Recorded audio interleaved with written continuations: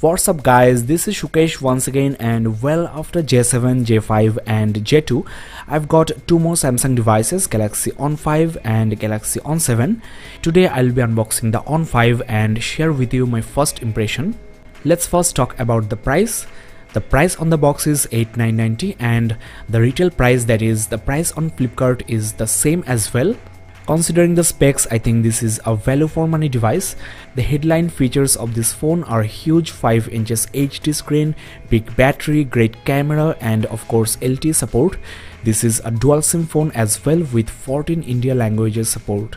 One point to be noted here, the price of this ON 5 is almost the same as the J2, but the specs are much better. To activate this Galaxy ON 5, you need to insert an Indian SIM card first. Now let's get started with the unboxing and check the device itself.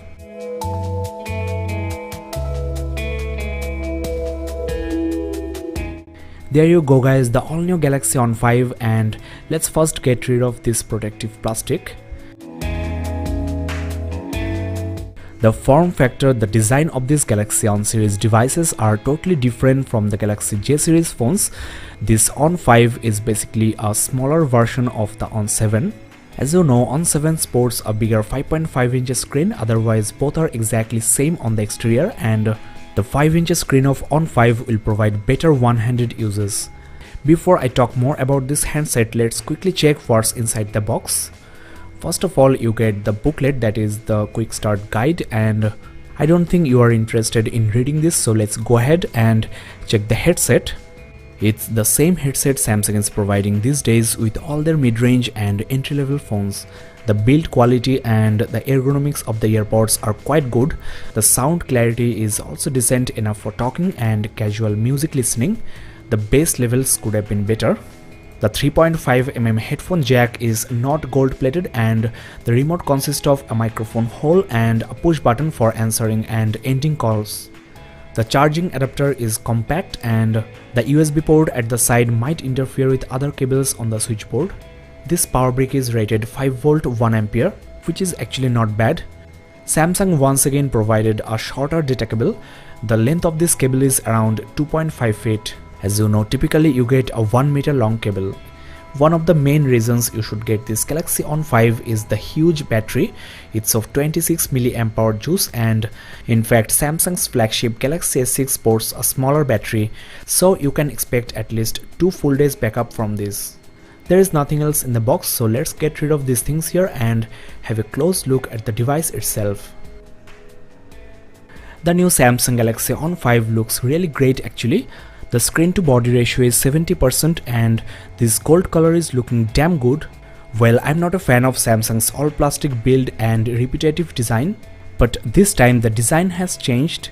It's different from typical Samsung phones with rounded corners, thick frame and shiny bezel.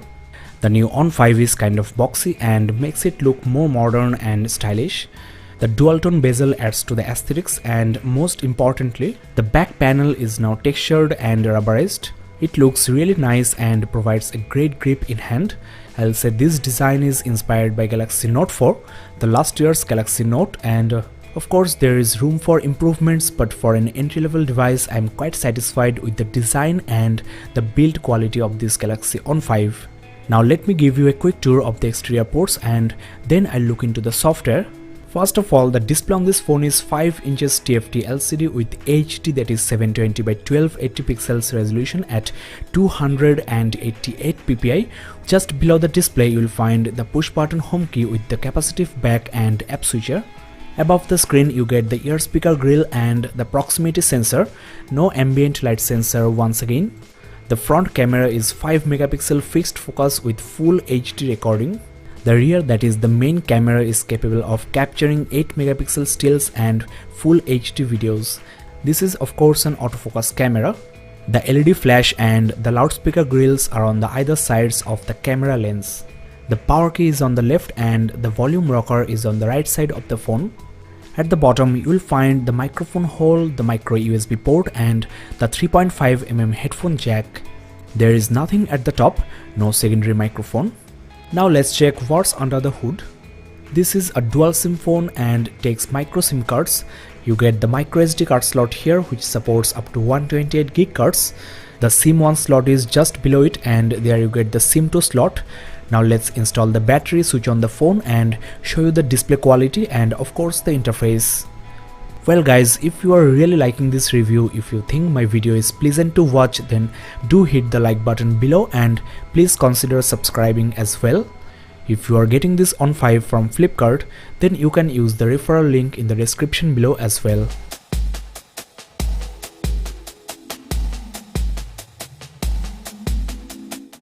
Well, the new Samsung Galaxy ON 5 is ultimately ready for testing, and with the display on, the phone is looking more beautiful and gorgeous. The black border around the screen doesn't look bad at all, and there is no unnecessary bloatware apps and games unlike the J series devices, though you get the Opera Max browser for ultra data saving and Mix Radio, which is a free music listening application, and you can even download. Most of these are system applications except for Smart Manager and the Galaxy apps.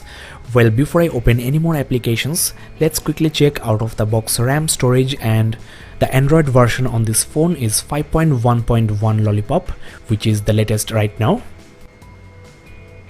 The RAM on this phone is 1.5 gig, which is just great for an entry-level device, and before downloading any application I'm getting 686 MB free, which is of course not great, but considering this is a feature-packed Samsung phone with demanding TouchWiz interface, the scenario is actually not bad at all. You can play any game on the Play Store if the CPU and GPU can handle that. The storage is 8 gig and the free storage is 4.35 gig, which is again quite low, but considering the price point you cannot really expect 16 gig of storage from a brand like Samsung. Now let me check whether you can move your installed applications to the external SD card. You can surely do that, so don't worry, download as many games as you can. Now let's have a close look at the display. Well, 288 ppi is more than enough for a display like this, and though this is a TFT screen, the color rendering is damn good, I must admit. Compared to a Super AMOLED screen, the front view might not be that much different, but from steep angles you will see slight decrease in brightness and saturation. Still, it's a great display, I think best in class, far superior to Motorola Moto G 3rd generation. Gone are the days when TouchWiz was laggy and shuddery. Samsung has finally got rid of the S-lag, and this Galaxy ON 5 is super smooth and blazing fast. This is the dial pad with a video calling option, and let me try the keyboard as well. Typing on a 5-inch screen should be great. You should be comfortable with both the hands or a single hand, and Samsung keyboard is I think the most responsive and accurate keyboard in the market. You can of course use the continuous or swipe input, and overall if you text a lot then you won't be disappointed with this ON 5. I also want to mention here the display glass is quite smooth and doesn't attract that much fingerprints. As I mentioned before, the keyboard and the whole display is nicely accessible with one hand, unlike the ON 7. So keep that in mind if you are in a dilemma in between these two phones.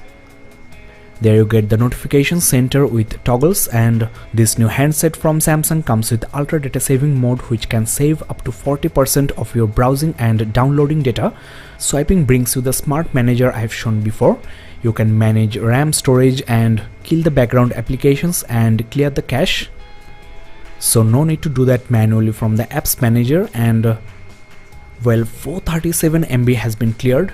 So that's what I'm talking about. Now 900 MB of RAM is free, but few applications will start in the background and run automatically. There you get the battery settings. The power saving mode, especially the ultra power saving mode, will help you a lot when you are low on battery, and this is I think the best feature of Samsung devices. With only 20% battery level, this phone can manage as high as 1 full day battery backup.